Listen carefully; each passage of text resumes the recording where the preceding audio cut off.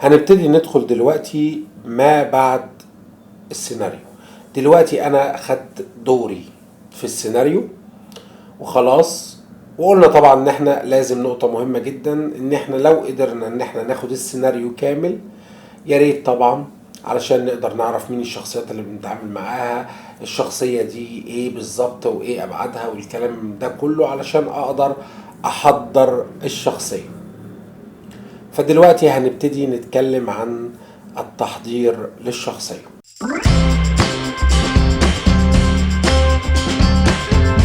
التحضير للشخصية هنتكلم على 10 نقط مهمة جدا، وهنبدأ في كل حلقة ناخد جزء من الشخصية دي أو جزء من التحضير للشخصية دي على كل حلقة على حدة، علشان نقدر إن احنا نفهم المجمل العام بتاع التحضير للشخصية. أول نقطة، أبعاد الشخصية. يعني إيه أبعاد الشخصية؟ طبعا هنتكلم عليها فيما بعد بشكل أكتر.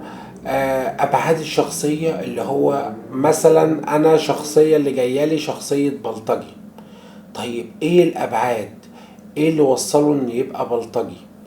إيه اللي خلاه يوصل للمرحلة دي؟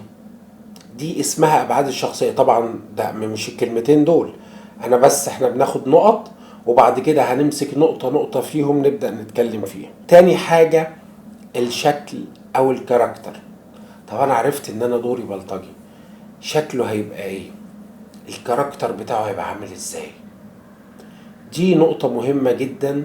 الشكل وغالبا انت بتقدر ان انت تجيبها من الناس اللي ماشية في الشارع. طبعا هعرفك بالظبط تقدر ان انت تكون الشكل والكاركتر ازاي، بس انت مثلا بتشوف شكل بلطجة حقيقي وبتبدأ ان انت تاخد حاجات منه، طبعا مش كل حاجة.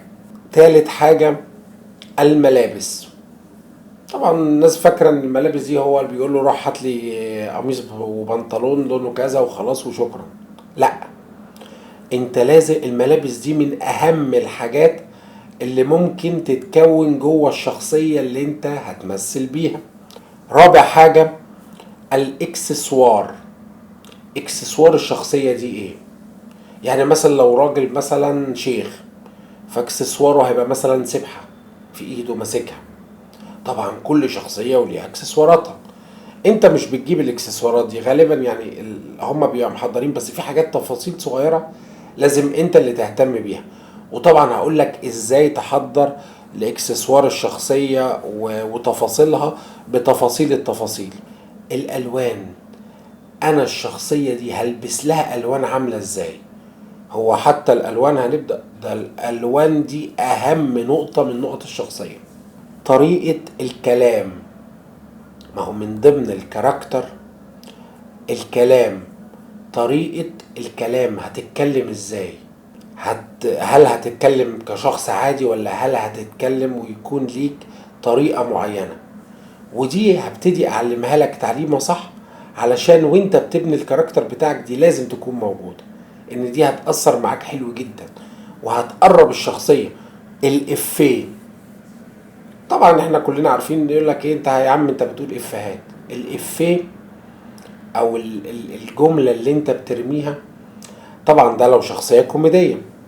اللازمة، اللازمة دي هديكم مثال بسيط ليها. نفادي في مسلسل الكبير قوي دايما بيعمل حركة كده بعينيه، غمزة كده بعينيه، دي لازمة، لازمة من لازمات الشخصية. الكيو، الكيو او النقلة. اديك مثلا مثال عن الكيو او النقلة. انا مثلا بقول لك انت ما جيتش ليه النهارده، مفروض بعد كلمة النهارده الممثل اللي بعديك بيبتدي يتكلم. طب الممثل اللي بعديه بعد كلمة النهارده المفروض يتكلم، ولازم المخرج يبقى عارف، لان المخرج ممكن شاف كلام متغير في السكريبت هيقول ستوب.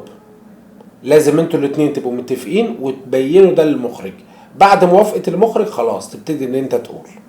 واخيرا لغة الجسد. لغة الجسد دي مش محتاج ان انا اقول لكم ده حلقة ولا حلقتين ولا 3 ولا 10. لغة الجسد هي اهم نقطة ممكن ان انت تشتغل عليها في ابعاد الشخصية. لغة الجسد دي علم، وعلم كبير جدا جدا جدا جدا. هتبدأ ان انت ازاي تشتغل في لغة الجسد بتاعت شخصيتك، علشان مثلا ان انت تبدأ ان انت تكون بيها الشخصية، وهنتكلم عليها بتفاصيل التفاصيل.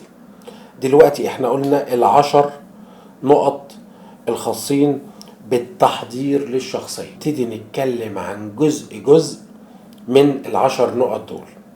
في النهاية بتمنى لكم الخير والسعادة، ويا رب تكونوا في أحسن حال.